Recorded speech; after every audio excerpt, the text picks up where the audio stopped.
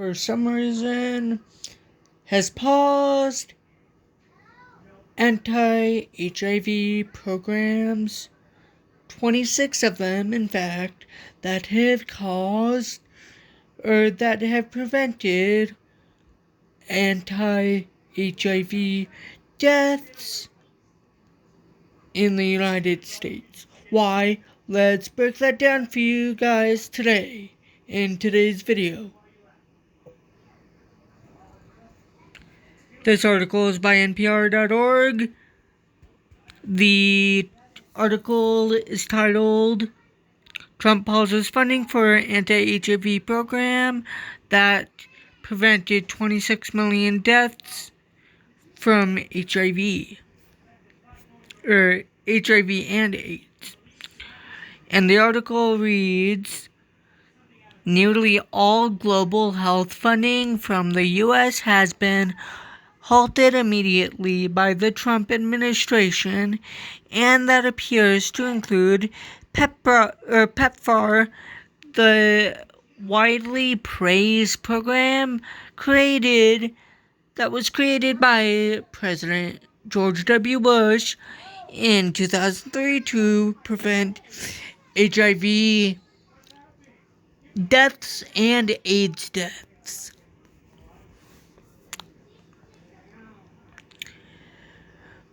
With its $6.5 billion annual budget, PEPFAR, the President's Emergency Plan for AIDS Relief, provides HIV and AIDS medications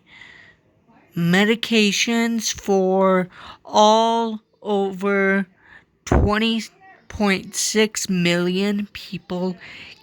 That is keeping people alive and preventing them from transmitting the virus. It also offers testing and education on HIV and AIDS. According to a State Department fact sheet, PEPFAR has saved the lives of an estimated 26 million people since its inception. The program has a history of bipartisan support in Congress. On Tuesday, the State Department issued a cable putting into action the January 20th executive order from President Donald Trump that will halt virtually all U.S. foreign assistance for at least 90 days, pending a review of all programs. The only exceptions are emergency humanitarian assistance and military financing for Israel and Egypt. PEPFAR funding solely by the U.S. government was not specifically cited in the announcement, but a source at USAID who asked anonymity because they are not permitted to comment on the matter, confirmed that the stop on work applies, quote, 100% to PEPFAR, quote, USAID is the agency primarily responsible for administering humanitarian and development aid. The interpretation is shared by Jeremy Konoideka, I believe is how you say his last name, who is a top official with U.S. aid during the who was a top official with the U.S. aid during the Obama and Biden administrations and currently president of the aid group Refugee International, quote, as written, the stop work order does not exempt global health programs, end quote. Jeremy Konica wrote to NPR in an email. On Sunday, the State Department confirmed the halt in an email to NPR. The United States, quote, is no longer going to blindly dole out money with no return for the American people, quote. State spokesperson Tammy Bruce said in a statement, calling the pause, quote, a moral imperative. Unless an exemption is declared in the days or weeks ahead, PEPFAR sent shockwaves through the global health community, quote, this would mean an abrupt halt to PEPFAR and other life-saving programs and will jeopardize the millions of people currently on U.S. funding ARV, AIDS, and HIV antiretroviral treatment, Carnegie said.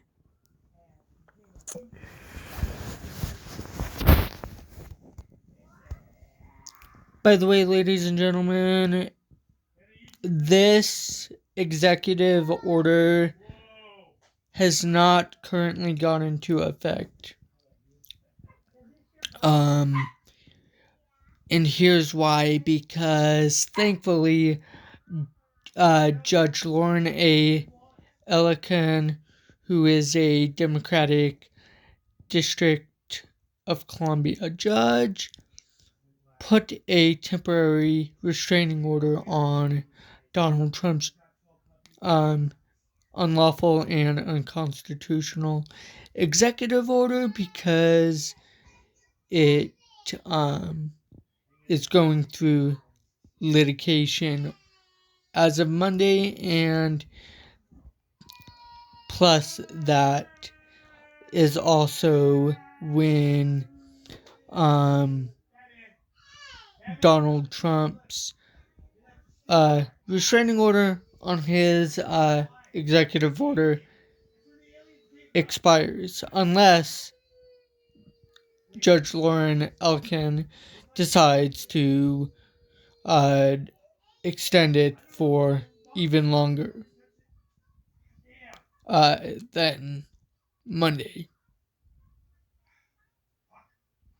Plus, you have all the other Democratic governors, thankfully, standing up for what's right and not allowing Trump to play his BS games.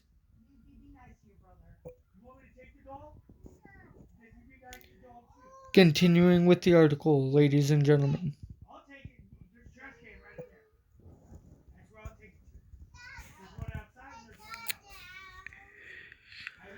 The freeze on spending could also, quote, temporarily, end quote, halt the salaries of hundreds of contractors at the Global Health Bureau of USAID, according to the USAID memo. Such a halt would leave the workers uncertain or of their employees or of their employee or of their employment status, for the duration of the stop work period, which is a situation that could drive the loss of workers without years of experience and knowledge. The immediacy of the order was a surprise to many in the global health sector. Quote, many people assumed the 90-day freeze would apply to forward-looking funding only, end quote. Asia Russell, who is the executive director of the HIV Access Organization Health Gap, told NPR. That would be harmful enough, but an immediate cessation is quote catastrophic, end quote, and quote much more cruel, end quote, she said, and quote, begin quote, he is doing irreparable harm to the global AIDS response, end quote.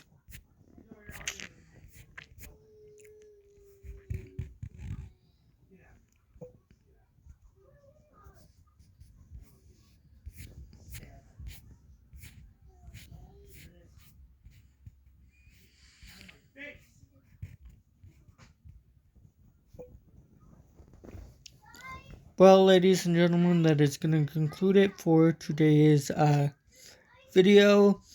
If you did enjoy today's video, please make sure that you like, comment, and subscribe for more daily breaking news content like this. Sometimes I post once a day, sometimes I post twice a day, sometimes I even post 3 times a day, depending on how much information of the same subject that I get, or I may try to just cram it all into one video. Before I end today's video, please also make sure that you share the video. If you did enjoy the video, it'll help me out a huge heck of a lot. And last but not least, if you have not yet followed me on my socials that are linked down below here, please do so. I am on favorites as well as Discord if you guys want to follow me. Though I won't be putting any of my content on Discord, but I am also on Instagram. I'm also on TikTok. Those will be the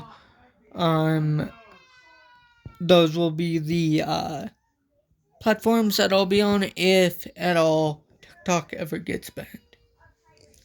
That is all for today's video, ladies and gentlemen. If you did enjoy today's enjoy today's video, if you did enjoy it, please do consider liking and subscribing, as well as sharing the video and commenting, like I said. And I will see you guys in the next video.